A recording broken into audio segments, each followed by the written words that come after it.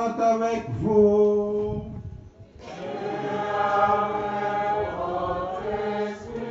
Évangile de Jésus-Christ selon saint Matthieu.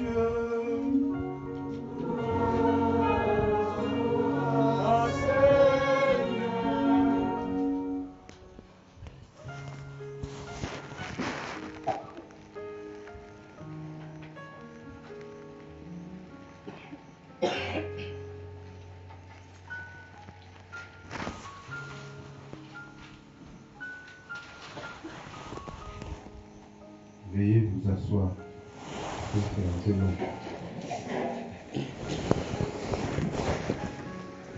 En ce temps-là, Jésus disait à ses disciples, « Ne pense pas que je sois venu abolir la loi ou les prophètes. Je ne suis pas venu abolir, mais accomplir. Amen, je vous le dis.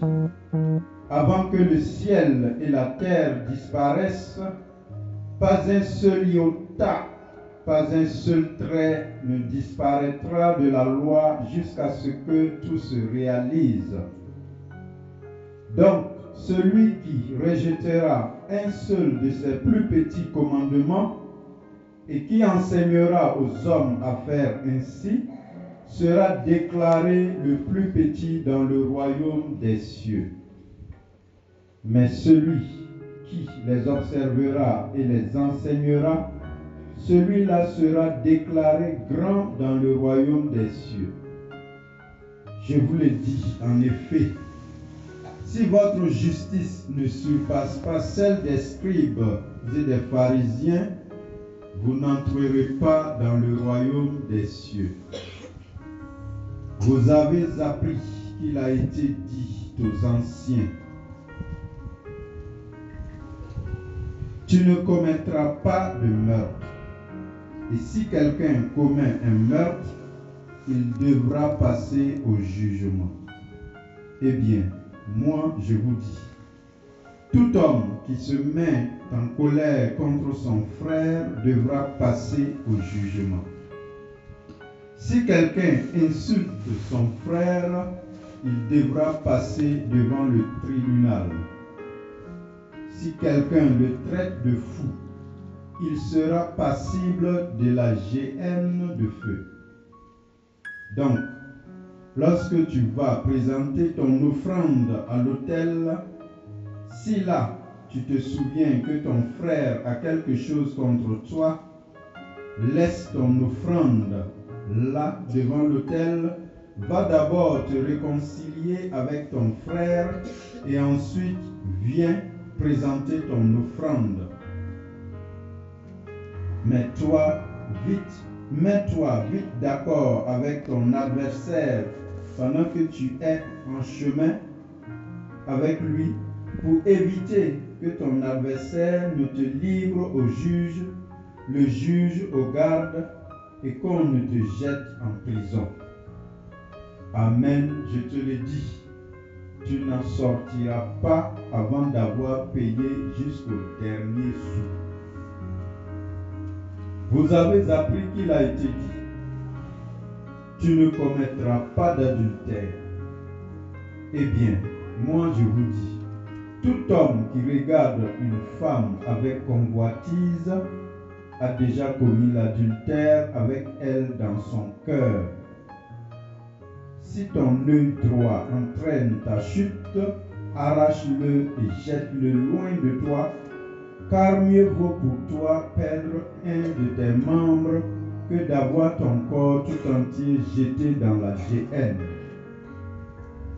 Et si ta main droite entraîne ta chute, coupe-la et jette-la loin de toi, car mieux vaut pour toi perdre un de tes membres que d'avoir ton corps tout entier qui s'en aille dans la géhenne.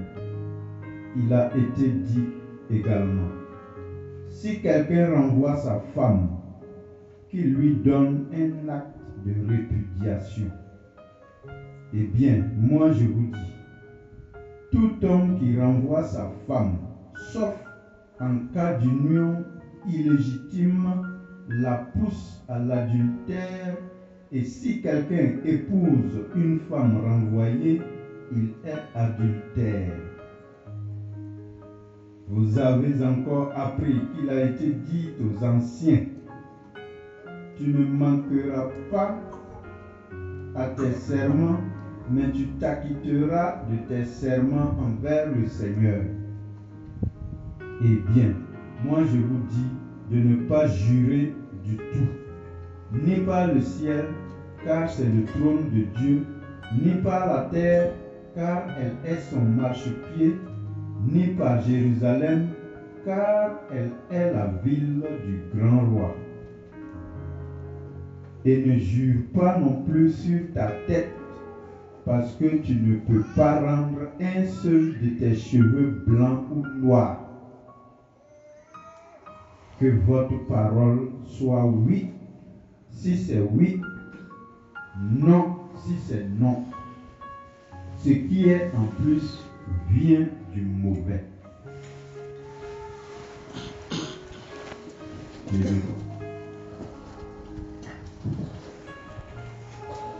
Acclamons la parole de Dieu. Tout est accompli, le voile est déchiré. Tout est accompli, amen. Tout est accompli, le voile est déchiré. Tout est accompli, amen. Tout est accompli, nous sommes dans la joie. Tout est accompli, amen. Tout est accompli, le voile est déchiré. Tout est accompli, amen. Seigneur, ta parole est vérité. Amen. Seigneur, ta parole est vérité. Amen. Seigneur, ta parole est vérité. Amen. Seigneur, ta parole est vérité. Amen.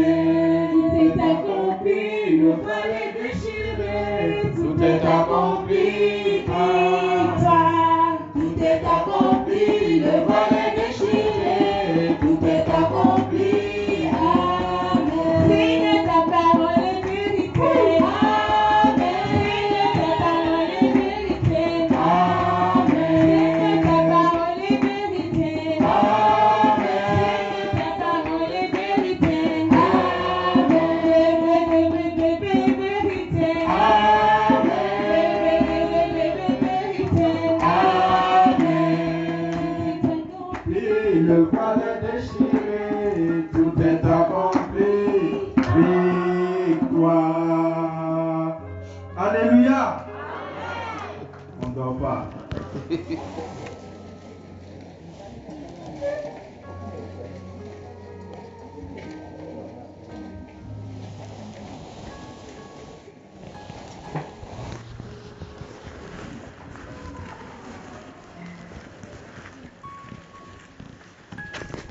Je ne sais pas ce qui est mieux, suivre l'homélie assis ou debout. Pourquoi tu suis qu'on ne dort pas? C'est mieux debout, non? C'est mieux assis? Couché? Alors là, ça c'est grave. Alors, je pense que le texte est assez fort et assez clair pour nous tous, je crois. Pardon, quelqu'un prend le micro là, parce qu'il y a résonance. Merci. Et déjà, dans la première lecture, nous avons... Ah oui, c'est mon micro qui fait écho, le baf n'est pas loin. Déjà, dans la première lecture, nous avons des paroles très simples, très claires, hein, qui nous sont dites. Voilà, si tu le veux, tu peux observer le commandement. Hein, c'est Ben Sira le Sage qui parle. Bon, Ben Sira le Sage, c'est quelqu'un qui a vécu un peu, qui a été un auteur, écrivain, qui a beaucoup été influencé par la philosophie grecque à l'époque. Et donc, du coup, il est assez concis, il développe bien son livre avec une belle argumentation. Et il nous dit donc, si tu veux, tu peux. Hein, bon, ce qu'il faut comprendre ici, c'est que le vouloir est important dans l'accomplissement de ce que nous avons à faire. Voilà, si on te dit quelque chose, si on te propose de faire quelque chose, si tu ne veux pas, ce sera compliqué de le pouvoir. Hein, c'est le moteur du pouvoir, c'est la volonté. C'est ce qui nous met en mouvement. Quand on veut, et le vouloir touche à l'amour. Je veux parce que j'aime, j'ai le désir. J'aime parce que j'aime, je peux aller au bout. Mais si tu n'aimes pas, tu seras, voilà, tu vas traîner, tu ne vas pas pouvoir y arriver. Parce que voilà, ça ne te tient pas à cœur. C'est un peu ça, grosso modo. Donc si tu le veux, tu peux observer les commandements. Il dépend de ton choix de rester fidèle.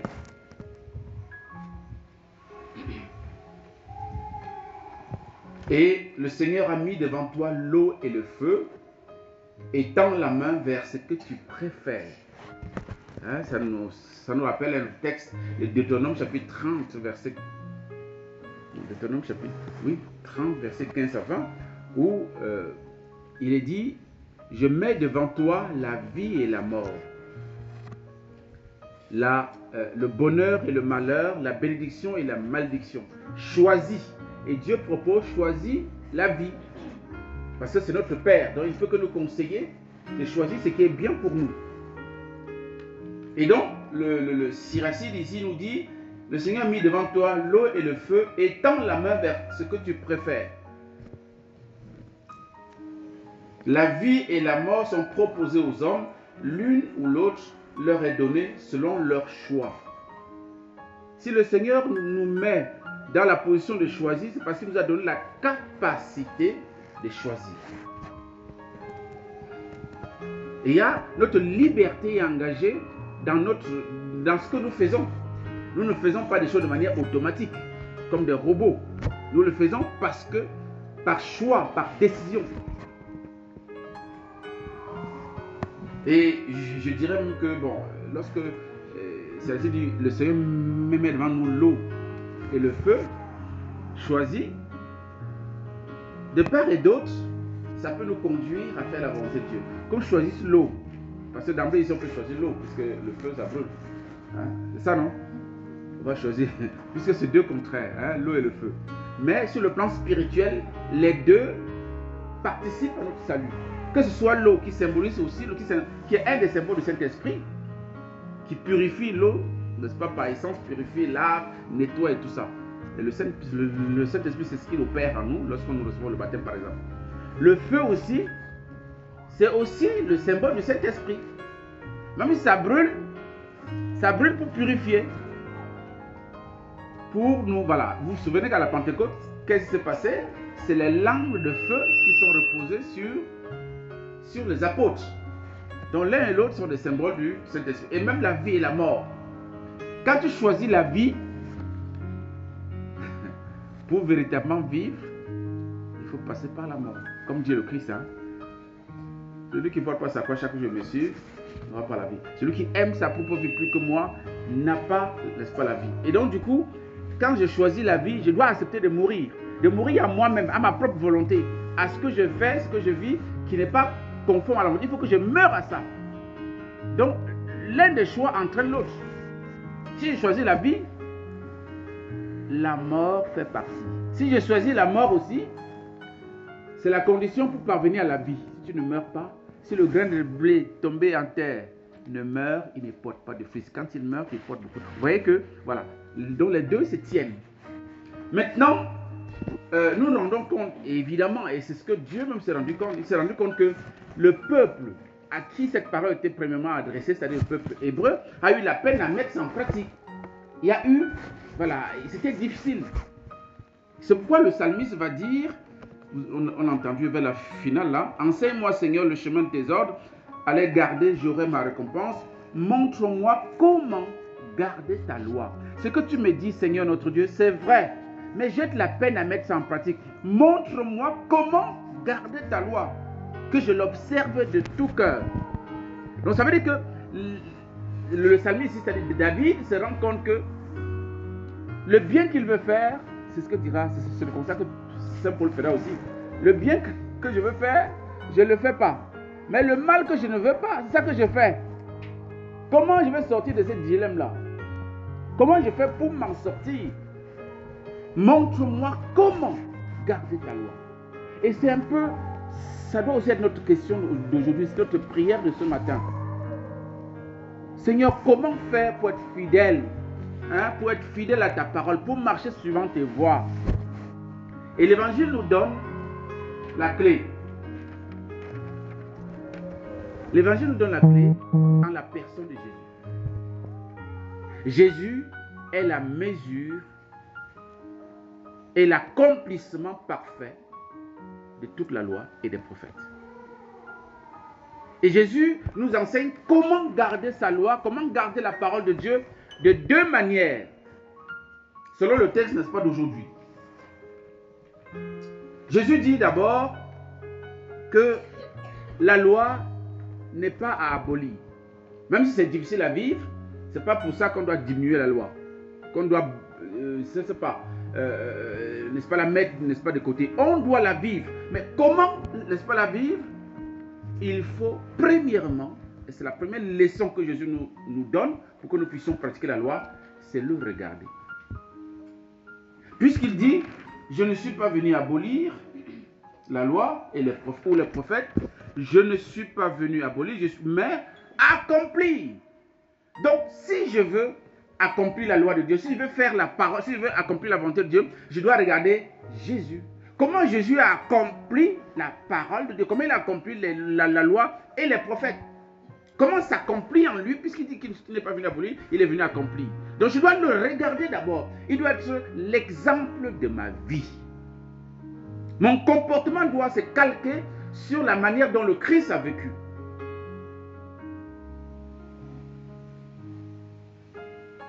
Et Jésus, nous voyons bien comment il a vécu la loi. Il n'a jamais insulté quelqu'un. Bon, c'est vrai que vous allez me dire qu'il a chicoté les gens au temple. C'est ça, non? Bon, ce n'est pas le sujet aujourd'hui. Le jour où on aura le temps de parler de cet évangile, on va en parler. Hein? Jésus, c'est quelqu'un qui n'a jamais fait de mal à personne. Hein? Saint Pierre dans Actes dit, il passait en faisant le bien. Donc, je dois imiter Jésus pour accomplir la volonté de Dieu. Il était quelqu'un, par exemple, de miséricordieux. Jésus ne condamnait personne. Vous vous souvenez de la femme adultère, non? Quand on l'a amenée, chacun avait son caillou en main. Pour que, voilà. En fait, ils avaient tous amené le caillou. Ce n'était pas seulement pour la femme, hein, c'était pour deux personnes. Ce n'était pas pour l'homme avec qui cette femme a été trouvée. Non, non, non. Les deux personnes là, c'était cette femme adultère et l'autre était Jésus. Donc, ils savaient que là, on aura deux morts sur le carreau. Bon, finalement, ils ont laissé les cailloux là-bas, ils sont partis. Pourquoi? Parce que Jésus ne condamne pas comme nous. Jésus n'est pas prompt à condamner. Il est miséricordieux. Voilà comment nous devons accomplir la loi en observant comment Jésus s'est comporté. Nous aussi, nous comporter comme lui s'est comporté. Vous vous souvenez aussi que par rapport toujours à la miséricorde, Jésus à la croix, pendant qu'on est en train de le crucifier, pendant qu'il est en train de souffrir, pendant qu'il est en train de vraiment d'être moqué et de souffrir, qu'est-ce qu'il a dit? Père, pardonne-leur car ils ne savent pas ce qu'ils font. Est-ce que nous faisons la même chose? Hein? Est-ce que nous prions pour la personne qui nous persécute? Au moment où on souffre nous encore? Quand quelqu'un nous insulte, nous calomnie, peut-être face à face même. Est-ce que dans notre cœur, en retour, nous bénissons la personne?